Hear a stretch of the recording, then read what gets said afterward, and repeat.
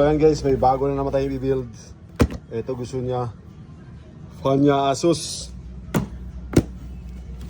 850 watts Platinum Cooler Master i7 14th generation 1 terabyte Samsung 990 Evo 500 Mbps apps 32GB DDR5 Corsair aywa liquid cooler Asus Prime LC360 RGB with Aura Sync compatibility. Ha!